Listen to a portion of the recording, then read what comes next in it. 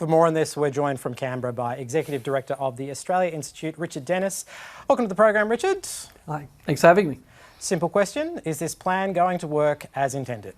No, and we know that because if houses are about to become affordable, if rents are about to be cheap, today's papers would be full of headlines saying house prices to slump, landlords complain.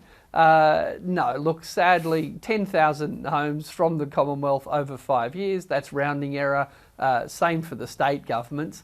And the idea that the Commonwealth of Australia needs to rely on the financial heft of the superannuation industry, I mean, come on. The Australian government has borrowed $50 billion to build a broadband network. It's borrowed $20 billion to build an inland railway line. It's borrowed $8 billion to build Snowy 2.0. And the Commonwealth Government, of course, can borrow cheaper than the super fund. So let's be crystal clear. We know how to do this. And if the Commonwealth or the state governments wanted to do this, they'd be doing it. All of this kind of financial engineering is a cover story for the fact that we're not going to implement the simple solutions that we used to implement and that other countries implement today. Linda, you're the chair of Care Super. Is your super fund going to be getting in on this?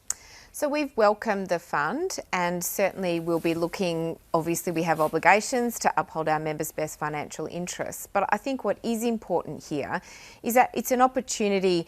In the past, we know these kinds of arrangements have not stacked up. It's why we don't have a whole lot of superannuation funds investing in housing and affordable housing in Australia today. So it's an opportunity for all the superannuation funds, including my fund, to have a conversation with the government about the kinds of factors we would need to see in order to meet our legal obligations to our members. From a local government perspective, we were really proud to be working with the government on this arrangement because it's so important to have a national target. It's so important to have an arrangement where the Commonwealth Government, state and territory governments and local governments are able to work together in a way that helps deliver on a shared vision. This arrangement will mean that local governments who can afford to will be able to, as part of a national effort, perhaps donate some land for the provision of housing, perhaps invest our own funds. In the City of Sydney, for example, we initiated a $10 million fund to help more diverse and affordable housing. These kinds of collective efforts are really, really critical, and the way it's structured is going to be determined. Some, I'm sure, will be a significant percentage of social and affordable housing. Some may be built to rent. Some may be for homeowners. We don't know the arrangements yet, but this is a very significant landmark first step to solving Australia's housing affordability problems. I like that local government U was like, yes, in favour. The super U was like, we'll wait and see some details. Read some paperwork. One hat off, one hat off. But the point is that this is a really innovative program. It is. In an area where innovation has been tried, but it's been tried in the old model. Now we've got a new model where, and so all the people, I'm a superannuant, so the listeners and viewers out there who are concerned that their superannuation is going up in smoke, no, this is only taking a very tiny percentage out of the superannuation funds, but it's marrying it with funds from the banks. It's marrying it for the impact investing community, of which there's a fairly substantial amount out there of people who want to actually put their money into a social program, will give them an economic return, but they know that it will advantage those who least can afford it in the community. And I think that's where we're going. And I think full credit to the Treasurer because he's doing this slowly, but I think once they get the bones right, I think it will change. It'll be a game changer. Tom, speaking of changing hats, I want you to take off your journalist hat and put on your economist hat here for a second here. Just for people that don't necessarily understand how these things are funded, i.e. me, is there something about the way you get a super fund involved and have them sort of get the backing of government? Is there a way that sort of amortises risk? Am I reading that wrong? To an extent, yeah. And I guess the question always has to come back to, as the point was made earlier, that super funds exist to kind of make a return for their members. And so you've always got to kind of ask, well, You know, if these projects weren't being invested in now, before rather, and they're going to be now, well, the government's sort of filling that gap. I think Richard's point about the rate at which governments can borrow is a really good one. But I take a step back. I find this discussion all a little bit strange in general, and I think the million homes sort of spin line, once you look beyond that, I think we know that the roots of the housing affordability lie in much deeper structural issues, really two of them. One of them is the sort of preferential tax treatment of housing that has encouraged it to be treated as an investment vehicle.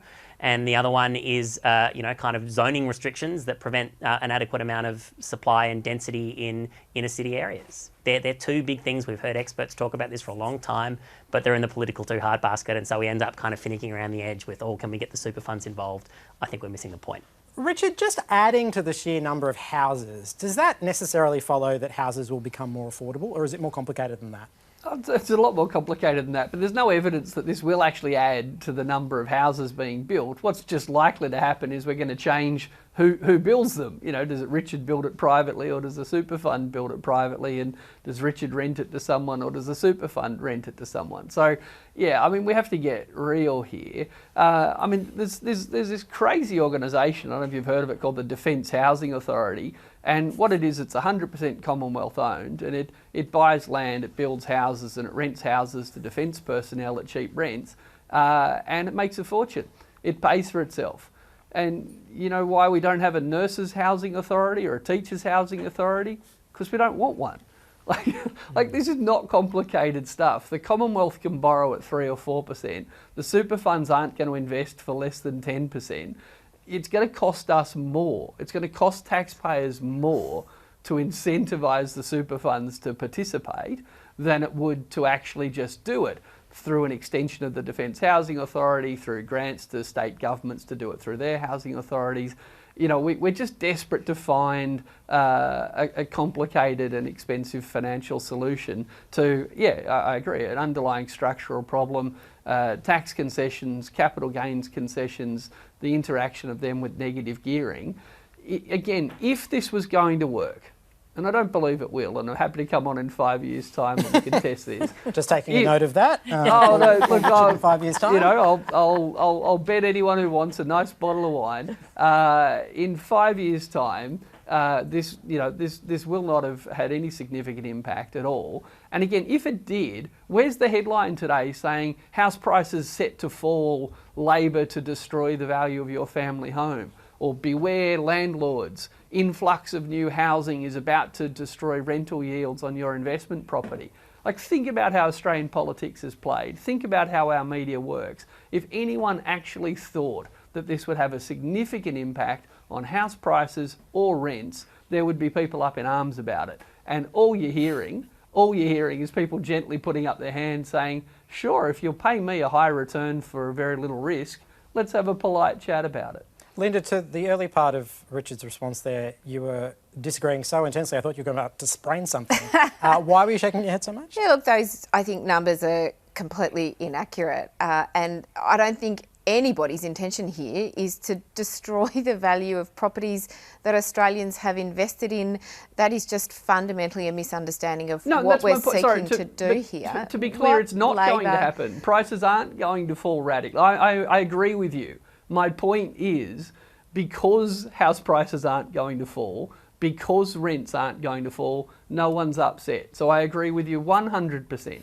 This will not push house prices down. I agree. Linda? It won't push rents down. Linda? I agree. I think it's very important to understand what Labor is trying to do here. They're trying to bring together the parties who can make an impact on the outcome. And the outcome is to unite around a common goal. I reject the proposition that this is not going to make a difference, and it's also important, I think, to reject the fact that this is the same level of development that we're going to see. It is not the case that we have had a significant injection of funds, $350 million from the Commonwealth, in the provision of social and affordable housing. That is matched by the states and territories. That alone is a hugely significant investment. We want to then lever other investors, our pensions, to see that effort grow. This is not normal. It is completely innovative, and it is something that should deliver more secure forms of housing available in different ways through purchasing, rent or government support for the future for Australians. The idea is not to crash the housing market. The idea is not to wreck our pension funds. The idea is to have a complex discussion about one of the most complex markets. And I just want to add to the point about the tax system. It is the case, and some of us might like it and some of us might not, but it is the case that Labor went to an election with commitments about negative gearing, and Labor did not win that election. Labor took different commitments to the last federal election and they're honouring those commitments. Again, Richard may not like that, others may like it, but Labor here is doing what they promised. That may be revolutionary in our political system, but nevertheless, they're delivering on a promise that they made to the people when they went to the election. Richard, very quickly before you lose you, and is there anything else you'd like to lay down on national TV so we can come back to you in 5 years' time and see if it came true? Look, $350 million for some more social housing is great.